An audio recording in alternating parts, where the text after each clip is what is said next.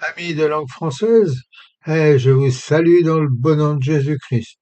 Il faut d'abord que je vous donne mes excuses pour ne pas vous avoir envoyé de message maintenant, je crois, depuis 4 semaines. C'est parce que j'étais malade et les docteurs ont découvert que j'avais la démentia, je ne sais pas comment ça se dit, mais ça vous fait perdre la mémoire et quand vous écrivez un message, il faut que vous relisiez 50 fois avant de l'envoyer pour être sûr que vous n'avez pas fait d'erreur. Enfin voilà, vaut mieux en rire que d'en pleurer, n'est-ce pas? Alors, Genèse chapitre 25, verset 8, et voici ce que nous y lisons. Et Abraham expira et mourut après une heureuse vieillesse, âgé et rassasié de jours, et il fut recueilli auprès de son peuple. Je n'ai pas choisi de prêcher sur ce passage biblique à cause de la moyenne d'âge importante de ceux qui me lisent, mais parce que je me retrouve dans un âge qui m'a inspiré à retourner aux sources de la Genèse. Cet âge, eh bien, c'est 76 ans. Et Dieu m'a donc inspiré à considérer Abraham parce qu'il a vécu une heureuse vieillesse, âgé et fut rassasié de jours à l'âge de 175 ans. Ah ben, mon vieux.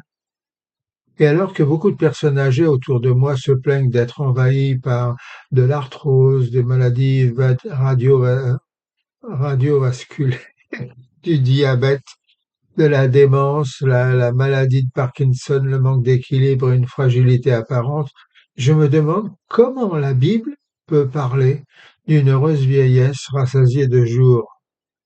Je suppose que mourir rassasié de jours pourrait se traduire par bon, j'en ai assez de cette vie impossible, trop belle, trop différente que celle que j'ai vécue dans ma jeunesse.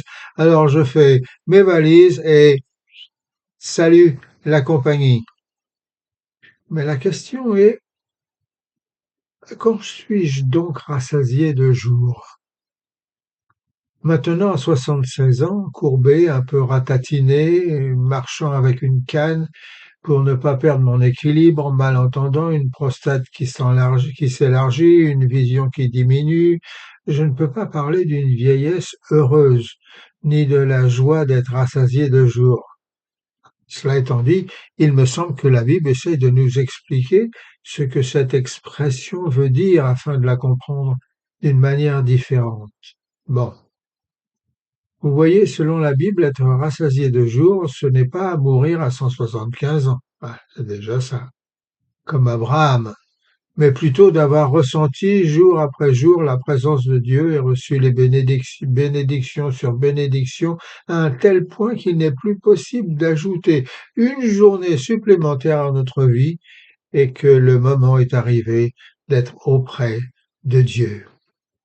Ben, Abraham savait que comme Dieu avait pris soin de lui, eh bien, il prendrait aussi soin de sa famille. Il voyait que les promesses de Dieu se réalisent autour de lui. Aussi se réjouissait-il de voir ses enfants suivre le chemin que Dieu avait tracé pour chacun d'eux. Pareillement avec Siméon, tenez, dans l'évangile de Luc, chapitre 2, verset 25 à verset 32, homme juste et pieux qui attendait la consolation d'Israël et se réjouissait de voir et de toucher, de prendre dans ses mains le Christ. Abraham, rassasié de jour, a dû s'écrier, comme Siméon d'ailleurs, vers Dieu et dire, maintenant Seigneur, tu laisses ton serviteur s'en aller en paix, car j'ai vu ton salut. David traduisit cette délicieuse sensation dans le psaume 23 lorsqu'il proclame Ma coupe déborde. L'apôtre Paul l'a décrit comme achever la course et remporter le prix. Daniel et Jean, dans l'Apocalypse, se produisent, se réjouissent et pleurent d'une telle présence. Et nos premiers salutistes la décrivirent comme voir son Sauveur face à face, voir Jésus dans sa beauté. Alors me direz-vous, on peut très bien mourir, rassasié de jour à 30 ans, tout aussi bien qu'à 250 ans.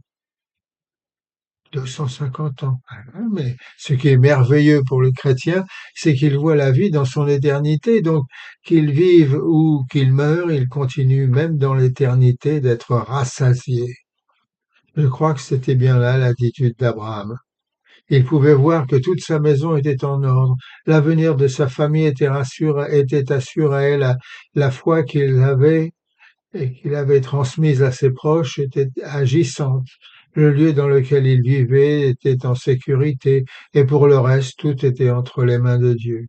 Alors, Abraham était prêt à mourir.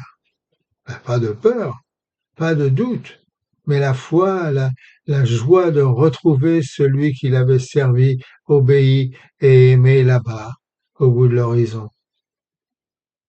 Bon, maintenant, la question est de savoir si nous sommes prêts. Pouvons-nous dire que nous sommes rassasiés de jour, comme l'était Abraham lors de son départ pour la patrie céleste? Peut-être il y a en vous un doute, un péché qui fait que votre maison n'est pas en ordre, que votre passeport n'est pas en règle. Peut-être avez-vous besoin de mettre les choses au point avec Dieu afin que vous soyez rassasiés de jour, afin de ressentir ce plaisir intérieur d'être dans sa volonté. Votre journée ici-bas ne peut être satisfaite que lorsqu'elle sera placée sous le regard, la protection, la joie, la paix et l'amour de Dieu. Si votre journée a perdu ne serait-ce qu'une de ces bénédictions, vous ne serez pas rassasié de jour. Votre vieillesse ne sera pas joyeuse ni heureuse. Alors, tournez-vous vers lui et offrez-lui tout ce qui vous tourmente. Faites-lui confiance pour le futur et vous verrez qu'il ne vous rassasiera pas de jour jusqu'au moment lorsque vous, lorsque vous prendra auprès de lui, dans ses bras, sur son cœur, pour une joyeuse éternité. Et là, vous verrez la différence et comprendrez. Allez, Dieu vous bénisse et bonne journée. Il vous garde.